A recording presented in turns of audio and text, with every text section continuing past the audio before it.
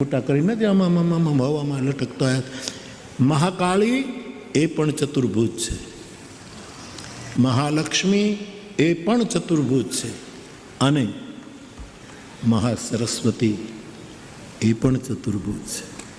મહાસરસ્વતીથી શરૂ કરીએ કે મહાસરસ્વતીની ચાર ભુજાઓ કઈ? ત્યારે ચતુર્ભુજને જ કેન્દ્રમાં આપણે રાખીને હું ને તમે સંવાદ કરી રહ્યા છીએ. મા સરસ્વતી એ વિદ્યાની દેવી છે, એ વિદ્યાની દેવી છે. આપણો દેશ આદિ અનાદિકાળથી સરસ્વતીની વંદના કરતો આવ્યો છે અને તુલસીએ તો પહેલી જ વંદના વંદે વાણી વિનાયકો. તો સરસ્વતીના જે ચાર હાથ છે એ ચાર વિદ્યાના પ્રતીક છે. આ ચાર પ્રકારની વિદ્યા જો મારે ને તમારે આત્મસાત કરવી હોય, ભગવતી મહાસરસ્વતીની કૃપાથી વરદાન રૂપે એની કરુણાને લીધે મારે ને તમારે પ્રાપ્ત કરવી હોય તો સરસ્વતીની વંદના બહુ જ જરૂરી છે. ઘણી વખત સરસ્વતીની વંદનાનો અનાદર થાય ત્યારે એક સાધુ તરીકે ઠેસ ન લાગે, પણ આમ મનને ગમે નહીં સરસ્વતીનું જ્યારે આવું થાય છે. વ્યક્તિગત આપણે કોઈ દેવદેવીને ન માનીએ તો એ ઘરમાં રખાય, પણ જાહેરમાં જ્યારે ભગવતી સરસ્વતીની વંદના થતી હોય ત્યારે આપણે એને આદર આપવો જોઈએ. ખેર, આ પીડા તો નહીં, પણ આ વિચાર મેં પહેલાં પણ પ્રગટ કર્યો છે. તો બાપ સરસ્વતીની આપણે ત્યાં વિદ્યા કેટલી? એક તો ગીતાએ કહ્યું અધ્યાત્મ વિદ્યા વિદ્યાના, તમામ વિદ્યાઓમાં અધ્યાત્મ વિદ્યા હું છું.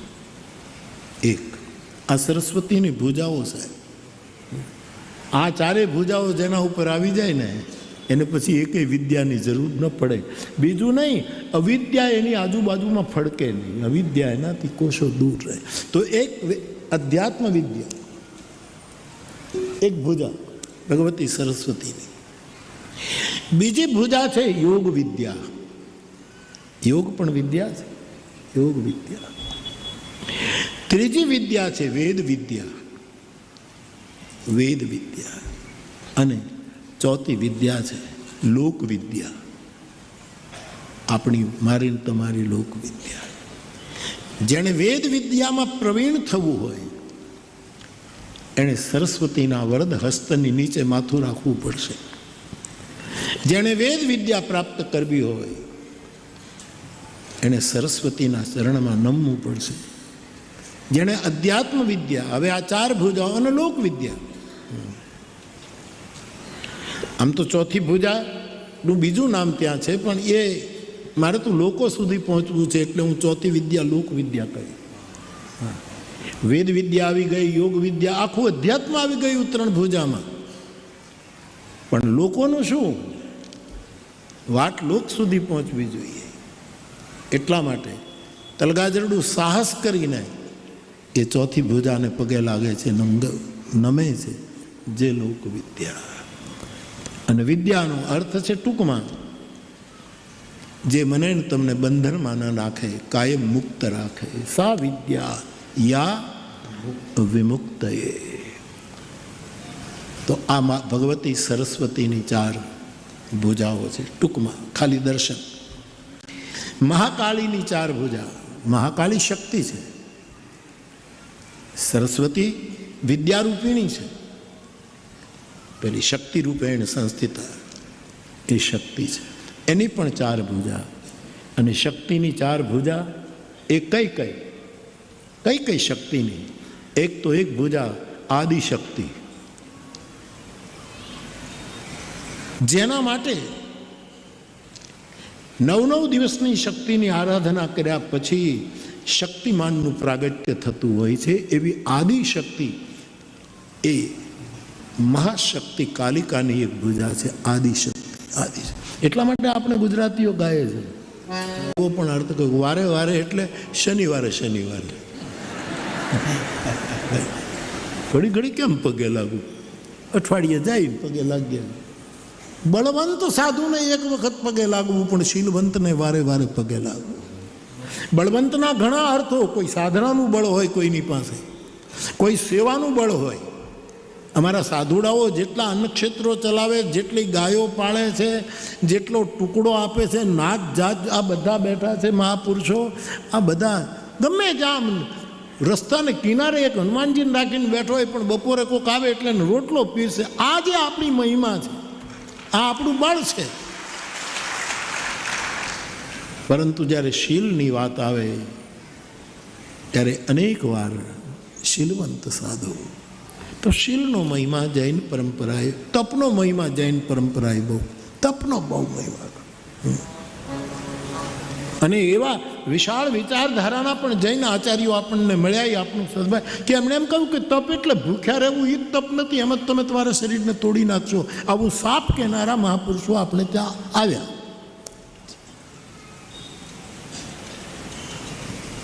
ગીતામાં તો સ્પષ્ટ કહ્યું છે કે જે માણસ અતિશય પોતાને ખાધા વગરને શરીરને સૂકવી નાખે છે ને એ જે શરીરને દુઃખ આપે છે, એ માણસ શરીરને દુઃખ નથી આપતો, એની અંદર હું બેઠેલો એ મને એ પીડા આપે છે. આવું ગીતાએ સ્પષ્ટ કહ્યું. એટલે શરીર તોડી નહીં નાખવું. તપના અર્થો પણ શરીરને કારણે જે વાસના પ્રગટ થાય છે એ વાસનાને તોડી નાખવાની વાત, શરીરને તોડી નાખવાની વાત નથી. પણ આવું જાહેરમાં બોલવું એ મહાપુરુષો, ક્રાંતિકારી મહાપુરુષો આવું બોલી શકે એ સાચું. તો શીલનો મહિમા બહુ જ છે. એક સ્ત્રી, એક કન્યા હતી, યુવાન, રાજા આમ ફરવા નીકળ્યો ને એક છોકરીને જોઈ અને બહુ રૂપાળી દીકરી હતી. રાજા એના ઉપર મોહિત થઈ ગયો. એમણે પોતાના દિવાનને કહ્યું કે પેલી છોકરી કોની, જુવાન છોકરી છે, 20-22 વર્ષની, કોની દીકરી છે, તપાસ કરો. દિવાનને કીધું એટલે એણે તપાસ કરી. કીધું કે ફલાણા ભાઈની દીકરી છે, એમની સાથે લગ્ન કરવા છે. એના બાપને કહો એને હું રાણી બનાવું. આપશે દીકરી? બાપુ, રાજમહેલમાં દીકરી આપવાની કોણ ના પાડે? હું જાઉં. એ ગયો દિવાન અને પહેલાંને કીધું કે તમારી દીકરીનું માગવું આવ્યું છે ને રાજા એને પરણવા ઈચ્છે છે.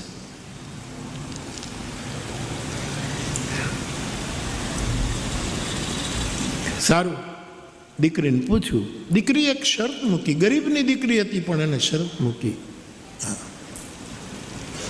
કે હું ત્યાં સુધી એના ઘરમાં રહીશ જ્યાં સુધી એ શીલ જાળવી રાખશે. જે દિવસે શીલ ભંગ થશે તે દિવસે હું ઘર છોડી નીકળી જાય. આ શરત મૂકો.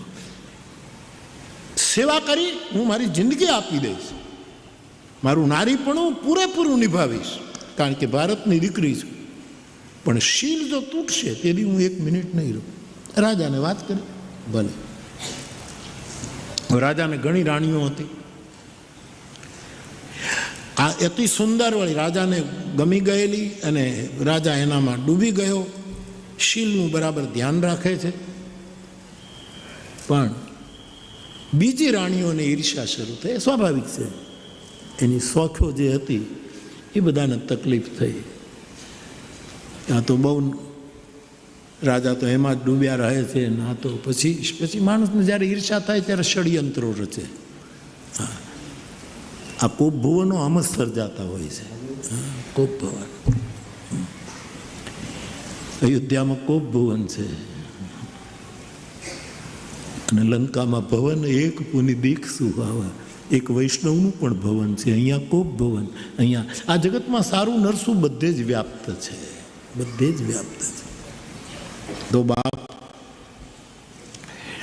હવે એવી કઈ ભૂલ કાઢવી કે રાજાના કાનમાં આપણે એને ચડાવીએ અને આ નવી જે રાણી છે એ જુદા પડી જાય. કાંઈ શોધી ન શક્યા. હવે બને છે એવું કે રાતના 12 વાગે પછી જ્યારે મહારાજા સૂઈ જાય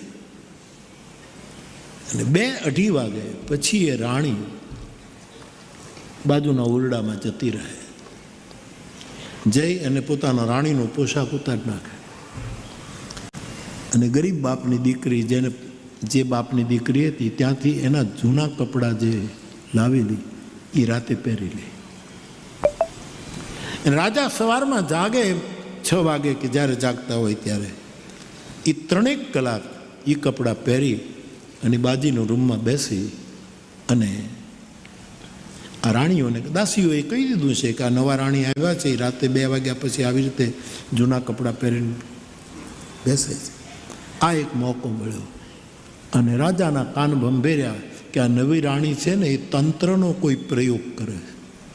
રાતે બેસે છે, સાધના કરે છે, બાજુના ઓરડામાં જાય છે, જૂના કપડાં પહેરે છે અને આખા રાજનું નિકંદન કાઢીને ગમે તેમ રતી એવું કાનમાં ભરાયું. રાજાએ કહ્યું હું ન માનું, મારી નજરે જોઉં તો તમે 2 વાગ્યા પછી ઉઠીને જોજો ને તમે બાજુ. સાહેબ એવું બને છે કે એક દિવસ રાજા 2 વાગે જાગીને જોવે છે તો આ રાણી જૂના કપડાં પહેરીને બેઠા બેઠા સ્મરણ કરે જે કરે છે. રંગે હાથ પકડાણા. રાજાએ કીધું, એને ગુસ્સો આવ્યો કે આ રાણીઓએ મને કીધું એ સાચું છે, તમે ષડયંત્ર રચો છો અને આ રાજ્યનું નુકસાન થાય એટલા માટે તમે કંઈક તાંત્રિક સાધના કરો. ત્યારે એ રાણી એટલું જ બોલી કે રાજા, મેં આપને કહ્યું કે હું પરણું, પણ એક શરત, શીલ ન છૂટે તો પરણું. ત્યારે તમારા મનમાં એવું ન થયું કે આ આવી શરત શું કામ રાખતી હશે? એવો પ્રશ્ન આપને ન થયો? ખેર, હવે હું તમને કહી દઉં કે હું એટલા માટે રોજ રાતે 2 વાગ્યા પછી મારા જૂના કપડાં પહેરીને બેસું છું. એ મારું શીલ છે, કારણ કે હું સામાન્ય કુટુંબમાંથી આવું છું અને રાણી પણ હું મળ્યા પછી હું ક્યાંક શીલ ન ચૂકી જાઉં. હું આટલી બળવાન થઈ ગઈ, મહારાણી થઈ ગઈ અને ક્યાંક મારું શીલ ન તૂટી જાય. મારે મારા પૂર્વ દિવસોને સતત યાદ રાખવા છે કે મારા આ કપડાં હતા, મારી આ દશા. પ્રત્યેક વ્યક્તિ માટે આ એક શીલ છે કે આપણું મૂળ જે હોય એને યાદ રાખવું. જૂના કપડાં ક્યારેક પહેરી લેવા, જેથી કરીને આપણને ખબર પડે. વસ્ત્ર વૃત્તિ ઉપર બહુ કામ કરશે. વસ્ત્રની બહુ અસર. તમે કેવા કલરના કપડાં પહેરો છો ને આપણી વૃત્તિ ઉપર, આ તો આપણને ખબર નથી. આ બધું જ એક વિજ્ઞાન છે સાહેબ. તમે કે આપણે ત્યાં ભારતમાં આ સંન્યાસીઓ મહાપુરુષો ભગવા કપડાં જ પહેરે છે, એની પાછળ આખું વિજ્ઞાન. આ ભગવો રંગ છે માણસની વૃત્તિ ઉપર કામ કરે. શ્વેત રંગ માણસના વૈરાગ ઉપર કામ કરે. અમારા વૈરાગી સાધુઓ તમે મોટે ભાગે એ તો પીળા કપડાં પહેરે, બીજા પહેરે, પણ વૈરાગી સાધુઓ હંમેશા એ સફેદ કપડામાં છે. રાજેન્દ્ર બાપુ બરાબર અની અખાડો અમારો બેઠો છે આખો. તો બાપુ સફેદ વસ્ત્ર એ વૈરાગની વૃત્તિને નિર્માણ કરે છે. આપણા સુભાષિતકારોએ તો કહ્યું ને કે વસ્ત્ર બહુ માણસને બહુ પેલું કરે. ભગવાન વિષ્ણુ પીતાંબર પર બેઠા હતા તો સમુદ્રએ લક્ષ્મી આપી દીધી. શંકર ભગવાન હાવ દિગંબર બેઠા હતા તો કોઈએ કાંઈ આપ્યું નહીં, ઝેર આપ્યું. વસ્ત્રનો મહિમા છે. આપણે કેવા કપડાં પહેરીએ છીએ એવું આપણી માનસ અંદર ફરે છે. મને કોઈક પોલીસના કપડાં પહેરાવી દે તો હું આમ ટટ્ટારો કરી જતો. બંદૂક ન હોય તો આમ કરવું. મિલિટરીવાળાના કપડાં તમે લો, એને તરત જ કપડાં બહુ મોટી અસર કરે છે સાહેબ.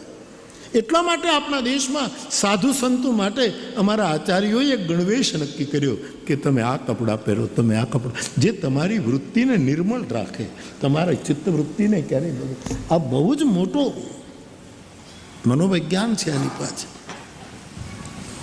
આપણે આપણું મૂળ યાદ રાખવું. મહારાજ મારા બાપનું શીલ લઈને આવી છું એટલે હું રાણી બન્યા પછી એમ ન માની લઉં કે હું તો બહુ બળવંત બની ગઈ, મારે શીલવંત રહેવું છે માટે હું આ રોજ કરું. બાકી મને કોઈ તંત્ર બંત્ર આવડતું નથી. તો શીલનો બહુ જ મહિમા છે. એટલા માટે ગંગા સતી કહે. અને શીલ એટલે શીલ 2 પ્રકારના હોય, બહિર્શીલ, આંતર. હવે બહિર્શીલ શું કહેવાય કે કોઈ મોટા આવે તો આપણે સન્માન આપીએ, જગ્યા આપી દઈએ, કેમ ઉઠવું, કેમ બેસવું, બધાની સાથે બેઠા હોય ત્યારે આમ આપણે એકલા ખાતા હોય ત્યારે એમ ન ખવાય. બધાને હેર બેઠે ધીરે ધીરે, બહુ હોઠ ન થાય, બહુ મોઢું ન દેખાય, દાંત એમ ધીરે ધીરે ખવાય, બટકા ન ભરાય, આમ ઝપટ ન બોલાવે. આ બધું હું દુબઈથી લંડન જતો હતો ને મારી સાથે એક તો હોય, 1-2 છોક તો પ્લેન 2 કલાક લેટ થયું. તો મને અમારો આશીષ ને એ બધા હતા, એ મને કે બાપુ ફ્રેશ જ્યુસ લઈ આવું. હું કંઈ આવું પીવું નહીં, ચાય પીએ આપણે, પણ હવે ચાય તો આપણા જોગી બને નહીં એમ. તો મને ઠીક છે ચાલો જ્યુસ પીએ. એ જ્યુસ લઈ આવ્યું બીજા. તો જ્યુસ લઈને હું તો એક ઘૂંટડે પી ગયો. આશા ભર્યા ના આવો મારા બાપા.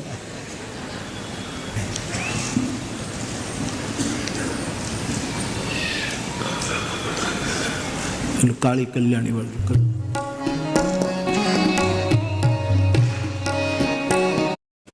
અને દંડવત શું આ ટેવ પડી ગઈ ને બધા પગે લાગે એટલે આપણને બધાને એમ થાય કે આપણને આ બધા પગે જ લાગતા લાગે. મેં કીધું મને મારી સાથે ઉદય હતો, છોકરો ઉદય હતો, એટલે મેં ઉદયને કીધું કે આ તો અંગ્રેજ છે, મને ઓળખે નહીં, આ દંડવત કેમ કરે? તે દાંત જ કાઢ્યા કર્યું. મેં કીધું કે મારાથી કાંઈક ગોટો થયો કે બહુ મોટો ગોટો થયો બાપુ. શું થયું કે એ એક્સરસાઇઝ કરે છે તમને પગેને. આવા ઘણા ભ્રમ પોષાઈ જતા હોય છે. માણસ કેમ શું કરતો હોય આપણને ખબર. અને મને યાદ આવે દુષ્યંત.